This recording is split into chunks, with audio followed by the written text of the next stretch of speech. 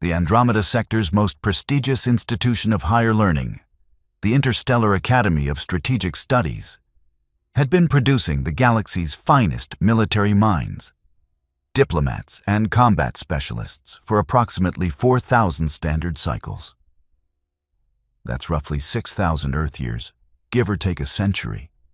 Because honestly, who's counting when you've got species that live for millennia attending freshman orientation alongside beings whose entire civilization rises and falls in the span of what others consider a long weekend? The Academy prided itself on diversity, which was a polite way of saying they'd accept anyone with enough credits or political backing, regardless of how many limbs, heads, or dimensional phases they possessed. The campus sprawled across 3 interconnected space stations orbiting a dwarf star that nobody had bothered to name because it was, frankly, unremarkable. Much like the star, the Academy's architecture was functional rather than inspired. Gray metal corridors connected training facilities, lecture halls, dormitories, and the 13 different cafeterias required to accommodate the dietary needs of species ranging from photosynthetic chlorins, who literally ate sunlight, to the Morthacs, who required liquefied minerals that would dissolve most other species on contact. It was organized chaos, a controlled experiment in seeing how many different types of sentient beings you could cram into confined spaces before someone started an interplanetary incident, which happened, on average, twice per semester.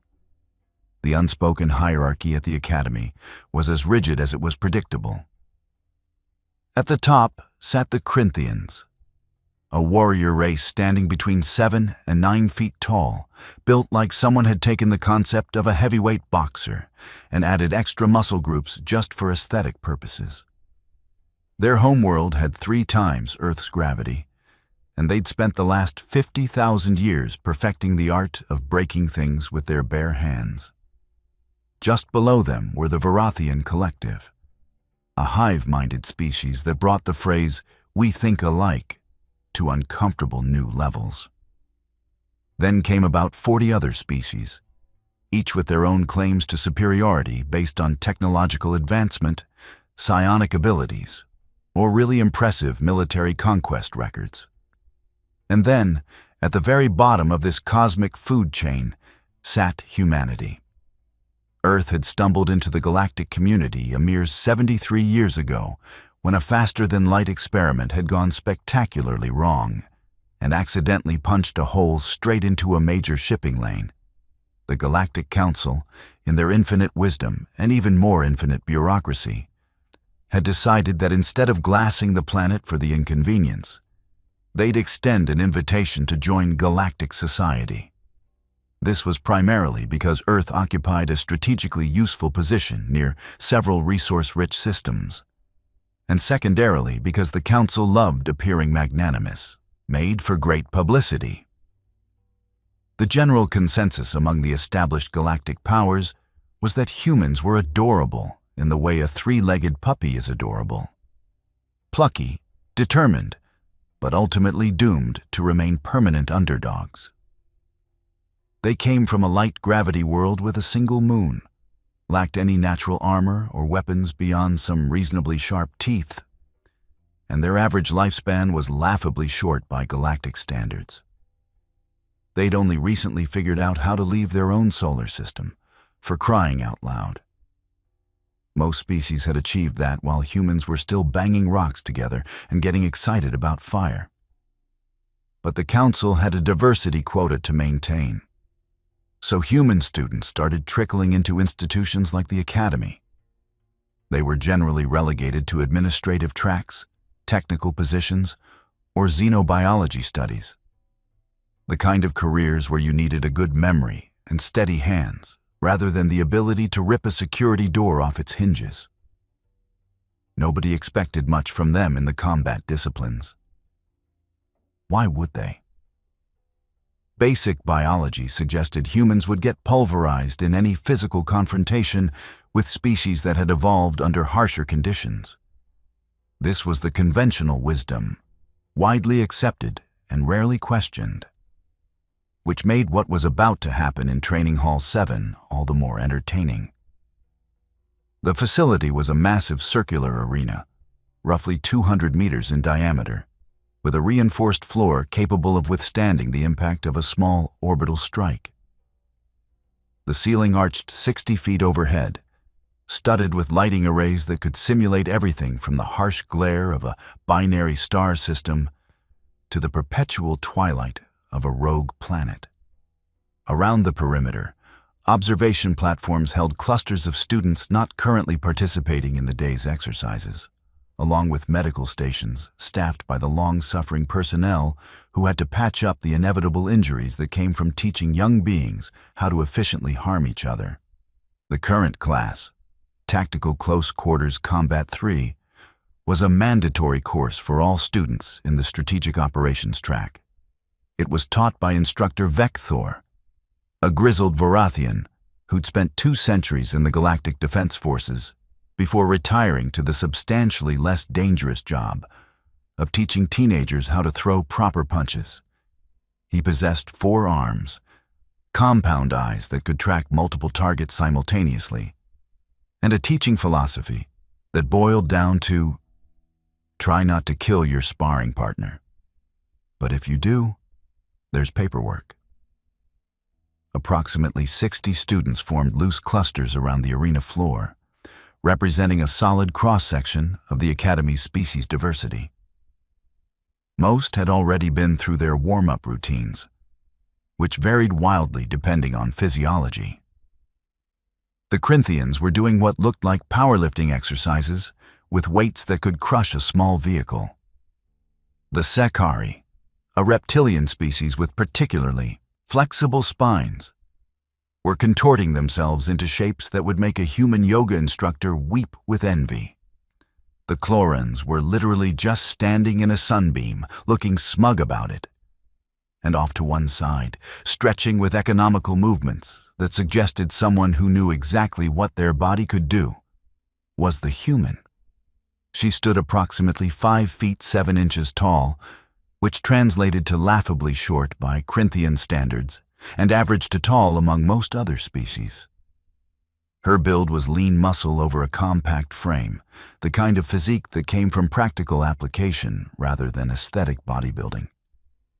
Dark hair pulled back in a tight braid, skin a few shades darker than the Academy's standard-issue gray training uniform, and eyes that tracked the room with the kind of awareness that suggested she was cataloging every exit, every potential weapon, and every student who might cause problems.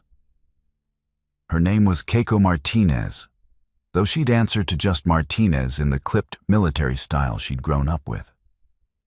22 standard Earth years old, which made her a relative infant compared to classmates who were celebrating their 5th decade of life. She'd earned her spot at the Academy through a combination of academic excellence, a tactical aptitude that had impressed even the xenophobic evaluators, and a scholarship program designed to promote interspecies cooperation and understanding, which was fancy talk for we need to look like we're giving everyone a fair shot. She'd been at the Academy for 8 months. In that time, she'd kept her head down, maintained top marks in her theory classes, and carefully avoided drawing attention to herself in the practical courses. This was partly strategic and partly survival instinct. Humans who got too confident too quickly tended to end up in the medical bay with injuries that took weeks to heal, because species that could shrug off broken bones didn't always remember to pull their punches when facing someone significantly more fragile. The smart play was to be competent but not threatening, capable but not cocky, good enough to pass but not good enough to make anyone feel challenged. Martinez had been playing it smart for 8 months. Today, that was about to change in a spectacular fashion. Instructor Vecthor's voice boomed across the training hall, amplified by the facility's sound system because his natural voice would have been inaudible to half the species present. Attention, students. Today we continue our focus on adaptive combat techniques. You will be paired with partners from different species classifications. Your objective is to demonstrate practical application of the principles we've covered regarding physiological advantage assessment and tactical compensation, which was educational jargon for figure out how to fight someone who doesn't have the same biological setup as you, and try not to embarrass yourself. A holographic display materialized in the center of the arena, listing the day's pairings. Students craned their various necks, heads, and optical stalks to see who they'd been matched with. There were groans, cheers, and in one case, what might have been a mating call, but was probably just excitement. Hard to tell with the Dravek sometimes. Martinez found her name on the list and felt something cold settle in her stomach. She was paired with Krath Zin, a Corinthian male who stood 8 feet 3 inches of solid muscle and casual arrogance. He was in his 4th year at the academy, captain of the combat sports team, and possessed a record in the sparring arena that included 47 wins, 0 losses, and 3 opponents who'd required reconstructive surgery. He came from a military dynasty on Crinthos Prime, the kind of family where disappointing your ancestors meant you'd literally failed to live up to several thousand years of warrior tradition. He was also, by all accounts, a complete ass. Martinez had heard the stories, how he'd accidentally broken a Sakari student's arm during a grappling exercise, how he referred to non-warrior species as clerks with delusions, how he'd loudly proclaimed that humans had no business in combat courses and should stick to positions where their fragility wouldn't be a liability to real soldiers. He'd been disciplined twice for excessive force during training, given warnings about his conduct, and had absolutely not learned anything from the experience, except that the Academy's punishment system was more bark than bite. Across the arena floor, Krath Zin saw the pairing and laughed. It wasn't a pleasant sound. It was the kind of laugh that suggested someone had just told him he'd won the lottery and could also kick a puppy without consequences. He nudged one of his friends, a Corinthian female named Thresika, and said something that made her laugh too. They were looking directly at Martinez while they did it. The message was clear. This was going to be humiliating. Around them, other students noticed the pairing. A Chloran named Vesper, who'd been friendly to Martinez in Xenobiology 12, gave her a sympathetic look that translated roughly to, "Good luck not dying." A Varathian student actually started toward the instructor, probably to suggest a different pairing, but stopped when Martinez shook her head fractionally. No point in making a fuss. That would just make it worse. The betting pools started immediately. The Academy officially frowned upon students gambling on training exercises, which meant it happened constantly through encrypted networks that the administration pretended not to know about. Martinez could see several students surreptitiously checking their datapads, placing wagers on how quickly she'd go down. The odds were not in her favor. Most bets clustered around under 30 seconds, with a few optimistic souls stretching to maybe a full minute if she runs really fast. Nobody bet on the human winning. That would have been stupid. Instructor, Vekthor called the first group of pairs to their designated combat circles. Martinez and Krath Zin were in the third grouping, which gave her a few minutes to watch the other matches and remind herself exactly why she'd been trying to avoid this scenario. A Morthax student went up against a Sakari, and the fight was over in seconds when the Morthax used their superior strength to simply overwhelm their opponent's flexibility advantage. A Varathian pair demonstrated impressive coordination, their compound eyes and 4 arms making them formidable grapplers who could attack and defend simultaneously. Then it was time. Martinez walked to her assigned circle, a 15-meter diameter ring marked out on the arena floor. Krath Zin took his position across from her with the casual confidence of someone who'd done this hundreds of times and won every single one. Up close, he was even more imposing.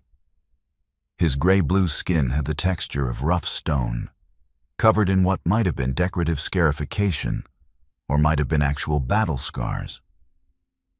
Hard to tell with Corinthians, who considered both equally prestigious. His eyes were solid black, no visible pupil or iris, which most species found unsettling. He wore the standard training uniform modified for his physiology, which meant reinforced seams and approximately 3 times more material than Martinez's outfit used. Instructor Vector moved between them, his forearms held in the neutral position that signaled he was officiating. Standard rules apply. Combat continues until submission, incapacitation, or my intervention. Lethal techniques are prohibited. Excessive force will result in immediate disqualification and disciplinary action. His compound eyes fixed on Krath-Zin for that last part, which was about as subtle as a brick through a window. The objective is demonstrating technique, not settling personal grievances. Understood. Understood, instructor, Martinez said clearly. Her voice was calm, professional, giving away nothing. Krath-Zin grunted something that might have been agreement. Take your positions. They moved to opposite sides of the circle. Around them, the other matches had paused as students realized something interesting was about to happen. Word had spread fast. Human versus Corinthian.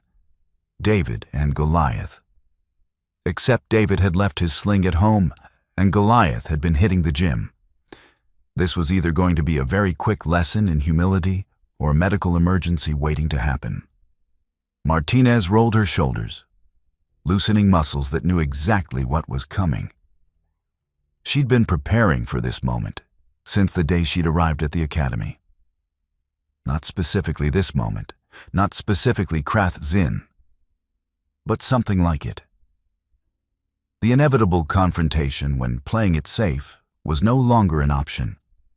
When someone would push, and she'd have to decide whether to fold or push back. She'd grown up in a military family on Earth. Her mother had been a Marine Corps combat instructor.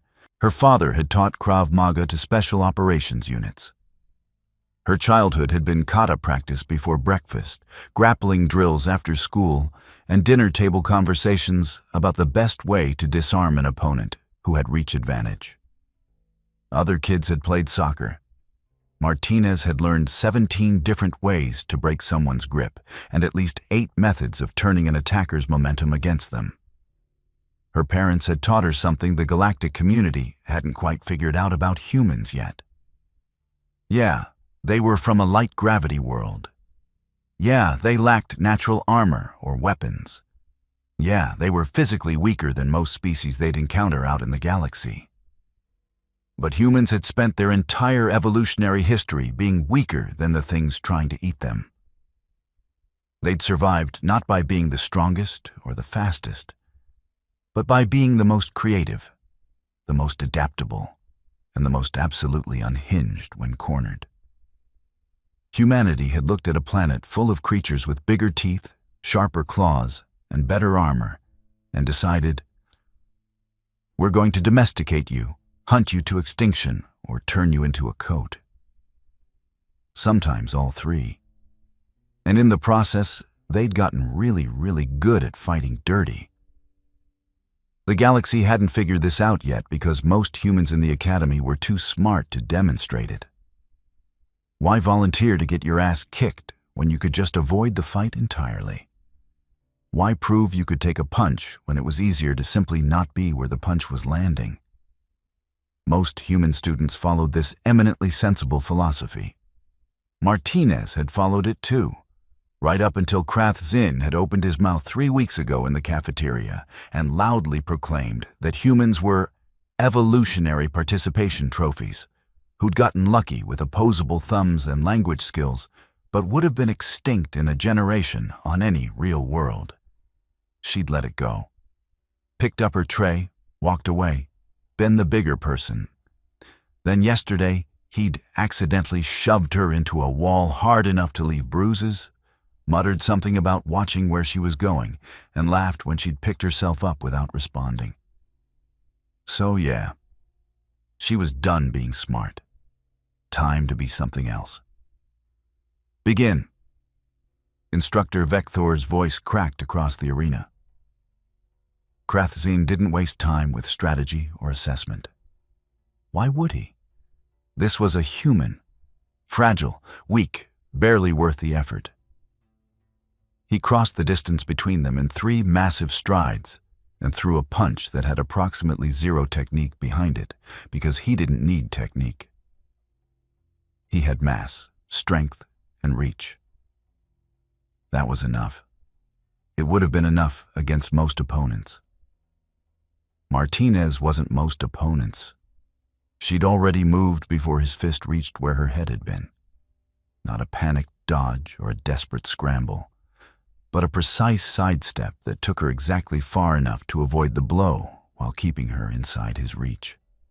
Krathzine's punch hit empty air, with enough force that the displacement actually made a sound, a low whoomp like someone shaking out a heavy carpet. His eyes widened fractionally. Surprise. The human was faster than she looked. He adjusted, throwing a follow-up combination, left hook toward her ribs, right straight toward her center mass. Basic stuff, aggressive and overwhelming. Martinez slipped the hook, ducked under the straight, and her fist impacted his solar plexus with a precise strike that had her full body weight behind it.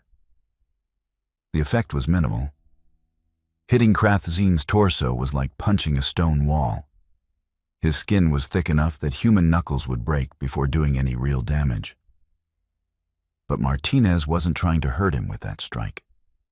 She was testing resistance, gauging density, confirming what she'd suspected about Corinthian physiology. Dense muscle, thick skin, skeletal structure reinforced for high-gravity environments. Heavy, durable, powerful, also slow. Not by Corinthian standards, but by human standards. By the standards of a species that had evolved on a world where the predators were fast enough that being slow meant being food. Krathzine snarled and pressed forward, throwing another combination. Martinez gave ground, circling, staying mobile. Around them, the watching students had gone quiet. This wasn't following the expected script. The human should be on the ground already, overwhelmed by the first rush. Instead, she was moving like water, always just ahead of strikes that should have connected. Krathzine was getting frustrated. Martinez could see it in the tension of his shoulders, the way his attacks were getting more aggressive and less controlled. Frustration was good. Frustration led to mistakes. He committed to a big overhand right, the kind of punch that would have cratered concrete if it landed. Martinez didn't try to block it or even slip it. She stepped inside his reach, closing the distance instead of creating it, and drove her elbow into his inner thigh. There was a nerve cluster there. Same location across most humanoid species, and hitting it right caused intense pain and temporary numbness. Krathzine's leg buckled slightly. Not much, just a momentary weakness, but enough. Martinez was already moving, transitioning from the elbow strike into a sweeping leg technique that caught his weakened leg and twisted. Basic judo principle. Use the opponent's weight against them. All 8 feet and 3 inches of Krathzine went down like a falling tree. The impact shook the floor. The arena went completely silent. Krathzine rolled immediately, training overriding surprise, coming back to his feet with murder in his black eyes. The friendly sparring match, if it had ever been that, was over. This was personal now. A human had put him on the ground. A human. The shame of it was intolerable. He charged without technique, without strategy, just raw aggression fueled by wounded pride. Martinez stood her ground until the last possible second. Then moved. Not away, but toward him and to the side, redirecting his momentum with a hip throw that sent him stumbling past her. As he went by, Her elbow found his kidney. Corinthians had 3 of them, distributed throughout their lower torso for redundancy. But the principle was the same. Hit it hard enough and it hurt like hell. Krathzin roared. Actual roaring, the kind that came from a throat designed to intimidate prey across a 300-meter valley. He spun, fast despite his size, and his backhand caught Martinez across the shoulder. She rolled with the impact, letting it push her back instead of resisting, but the force was still tremendous. Her arm went numb from shoulder to fingertips. Blood hit the floor.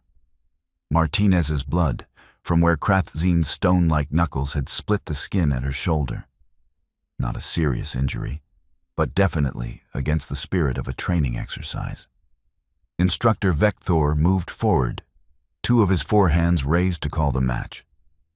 Martinez waved him off with her good hand. Not done yet.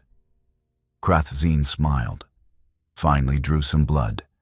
Now the human would fold, submit, beg for intervention. That's what they did. That's what they all did when confronted with real strength. Martinez wiped blood off her shoulder with 2 fingers, looked at it for a moment, then looked at Krathzin with an expression that made several watching students suddenly very uncomfortable. It wasn't fear or pain or even anger. It was assessment. Clinical, detached evaluation, like she was looking at a problem that required a specific solution. They circled each other. Krathzin was breathing hard now, more from rage than exertion. Martinez's breathing was controlled, measured, the rhythm of someone who'd done cardio training until their body could maintain efficiency under stress. He came in again, more careful this time, trying to grab rather than strike. Grappling was a Corinthian specialty. Get a solid hold, use the strength advantage, force submission. Martinez let him catch her wrist, felt the grip tighten like a vice, and instead of pulling away, she stepped in and up, using his own grip as leverage to drive her knee into his face. Corinthian faces were reinforced bone and cartilage.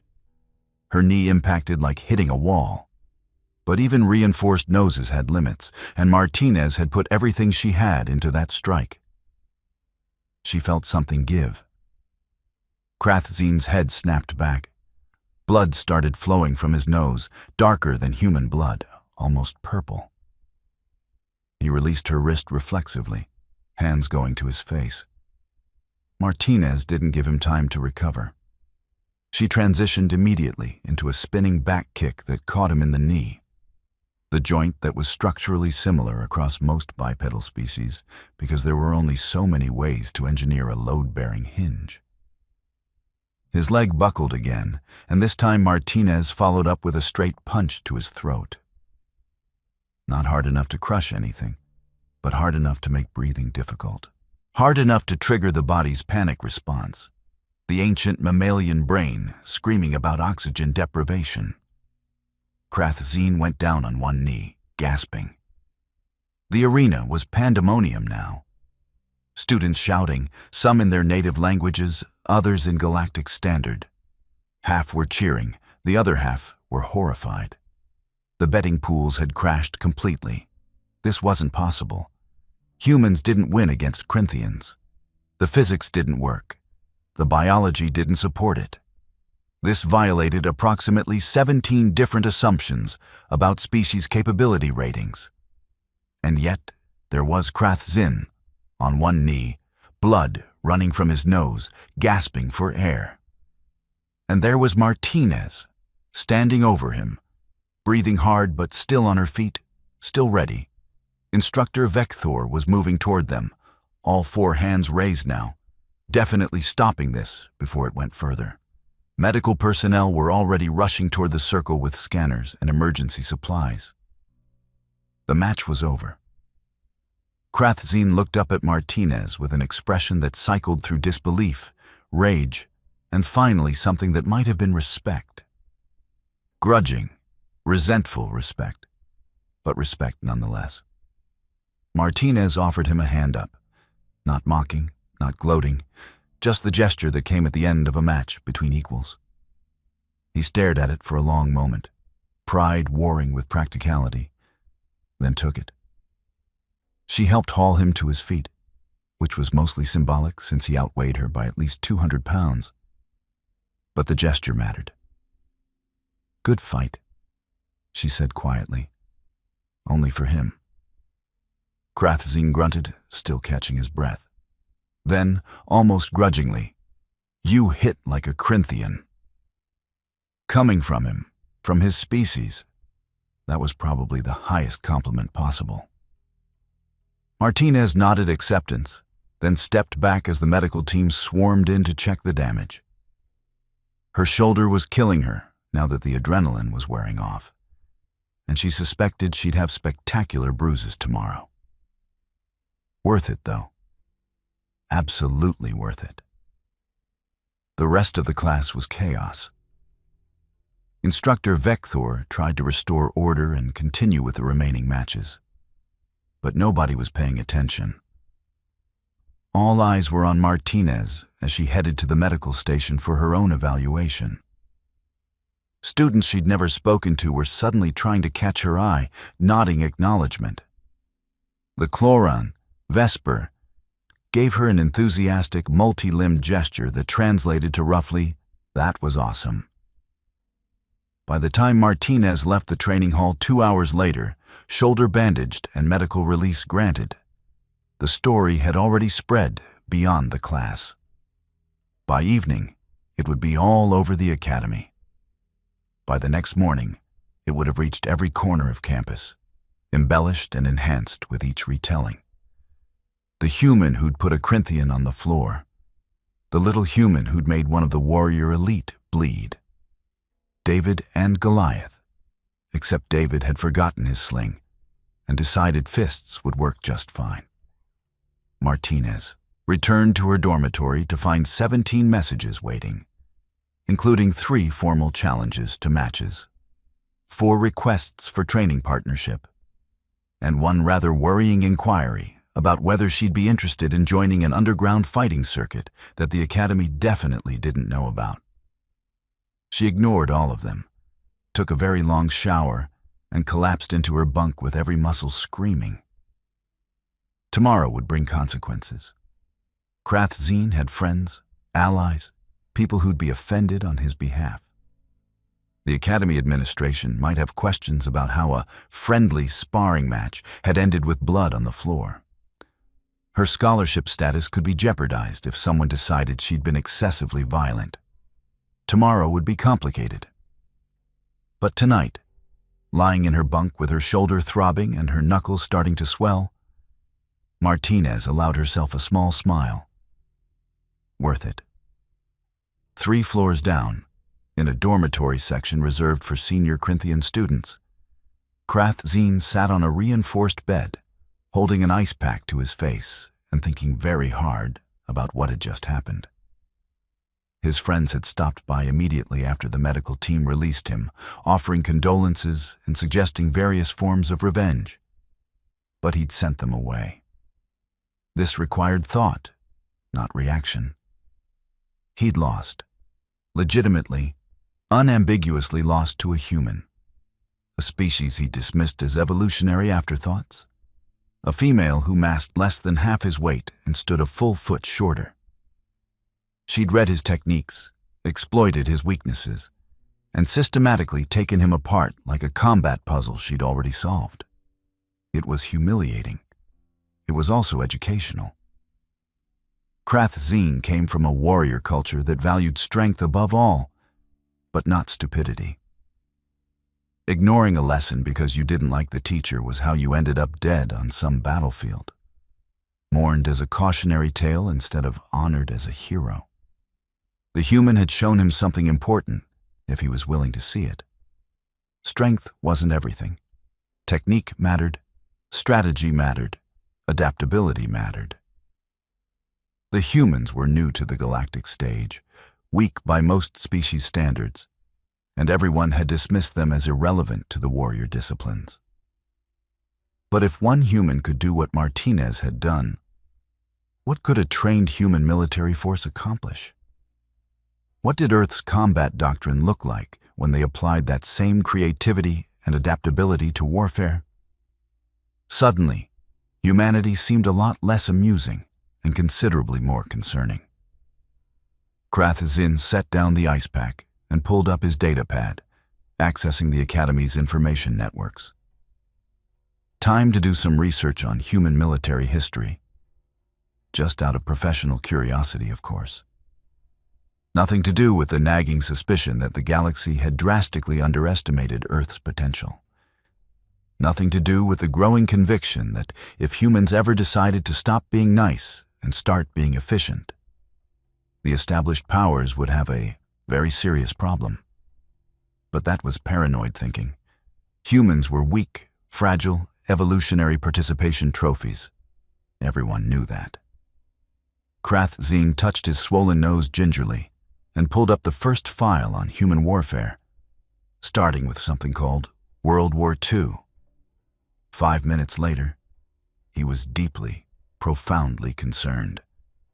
Across campus, in the administrative section where Academy officials maintained offices and pretended to have everything under control, Headmaster Kuvath received the incident report from Training Hall 7 with a sigh that resonated through 3 of his 7 stomachs.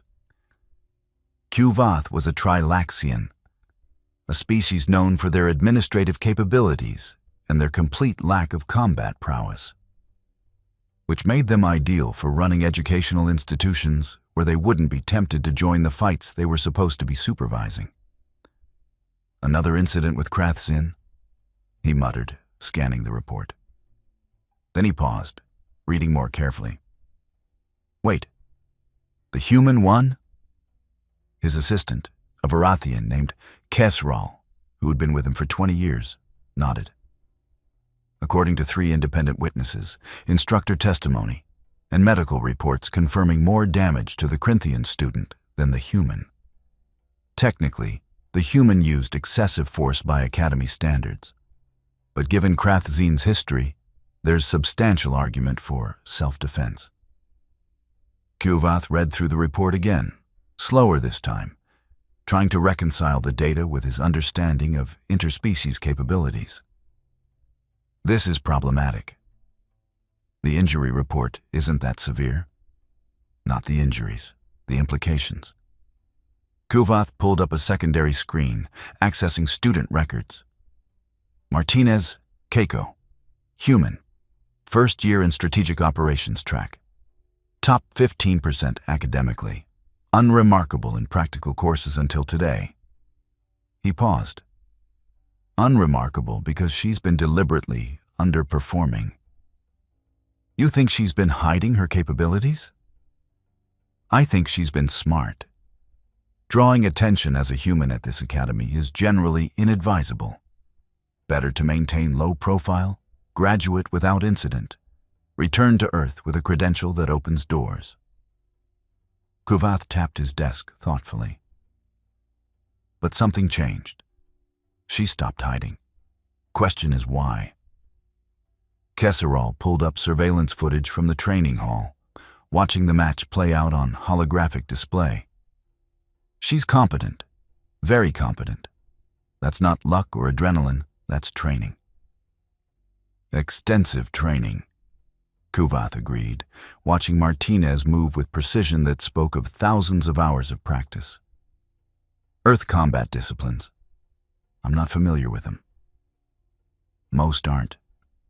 Earth's been galactic for barely 70 years. Their military doctrines haven't been widely studied. Kesseral paused the footage at the moment Martinez's knee connected with Krath-Zin's face. Should we be concerned? Kuvath considered this carefully. As headmaster, his job was maintaining order, ensuring student safety, and preventing interstellar incidents that might result from students of different species deciding to settle political differences with physical violence. A human demonstrating combat capability that exceeded galactic expectations definitely qualified as potentially problematic. On the other hand, Krath Zinn had been asking for a reality check for 3 years now, and the Academy's discipline system had consistently failed to provide one. Perhaps getting humbled by a human would accomplish what official sanctions hadn't. Monitor the situation, Kuvath decided finally. If this escalates into retaliatory violence, we intervene immediately. If it remains isolated, we observe. The Council has been pressing for more human integration into strategic operations. Having proof that humans can compete in combat disciplines might be useful for political purposes. You're going to use this as a recruitment tool. I'm going to use this as a teaching opportunity, Kuvath corrected. For everyone who witnessed it and everyone who hears about it. The galaxy operates on assumptions, Kesseral. Assumptions about which species are strong, which are weak, which deserve respect, and which can be dismissed. Sometimes those assumptions need updating. He closed the report and filed it under educational incidents, non-critical, rather than disciplinary actions required. The human had defended herself competently against an opponent with a history of excessive force. That was practically textbook appropriate response. If certain students learned from this that maybe they shouldn't make assumptions based purely on species classification, well, that was just good education in action. Anything else requiring immediate attention? Kuvath asked. The Dravek Harmony delegation arrives tomorrow for facility inspection. They're considering sending students next cycle. Excellent. Make sure they see Training Hall 7, and make sure they hear the story about today's match. Kuvath allowed himself a small smile, which looked unsettling on a Trilaxian face that hadn't evolved for expressing emotion. Let's give them something to think about. The story spread through the Academy with the speed and enthusiasm of really good gossip, which is to say, faster than official communications and with considerably more entertainment value. By the next morning, everyone knew. The details varied wildly depending on who was telling the story. Some versions had Martinez defeating 3 Corinthians simultaneously. Others claimed she'd used forbidden techniques from Earth's deadliest martial arts. One particularly creative account suggested she'd channeled ancient warrior spirits through meditation and combat chanting.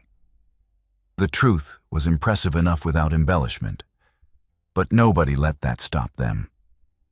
Martinez found herself suddenly, uncomfortably famous.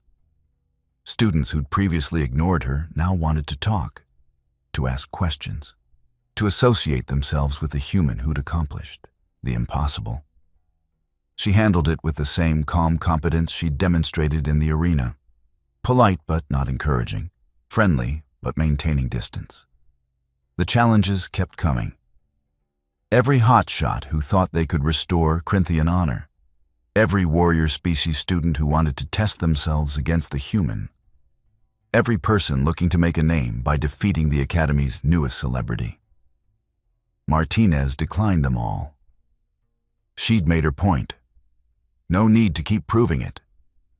Besides, her shoulder hurt like hell, and the medical team had strongly suggested she avoid strenuous activity for at least a week. The betting pools had recalibrated. Human capabilities were being reassessed across the board.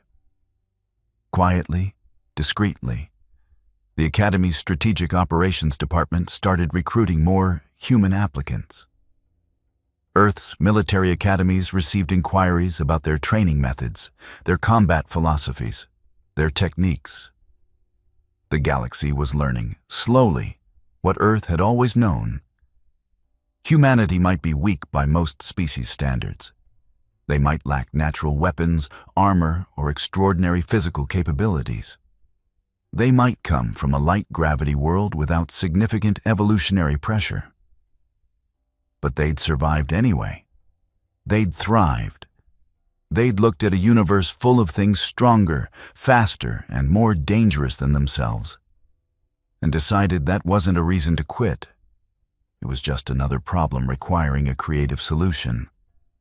and humans were very, very good at creative solutions, especially when someone threw the first punch.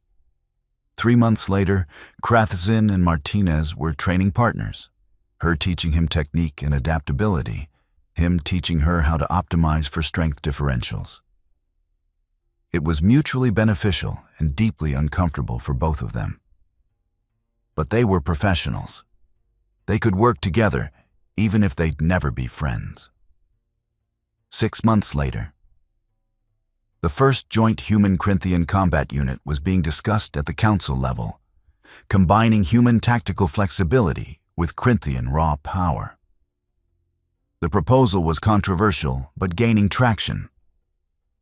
1 year later, Martinez graduated in the top 3% of her class, with multiple offers from prestigious military organizations across the galaxy. She chose Earth Defense Forces, returned home, and disappeared into the kind of special operations work that doesn't generate paperwork or leave records. But the story persisted. The human who'd put a Corinthian on the floor. The match that changed assumptions. The moment the galaxy realized that maybe, just maybe, they'd underestimated Earth.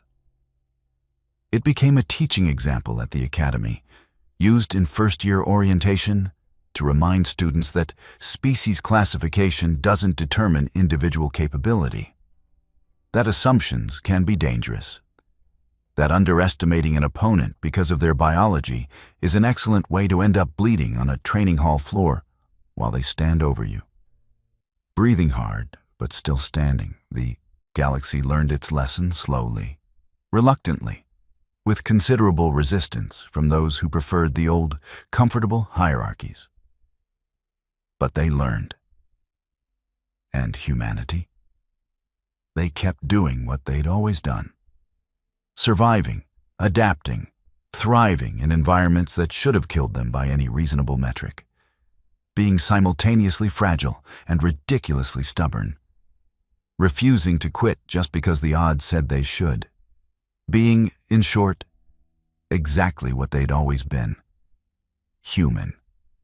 And that, as Krathzin learned while nursing a broken nose and wounded pride, was considerably more dangerous than anyone had given them credit for. The galaxy had thrown the first punch, dismissing humanity as irrelevant. Humanity had ended it with blood on the floor and the whole galaxy watching. Fair warning had been given. What happened next was entirely up to them.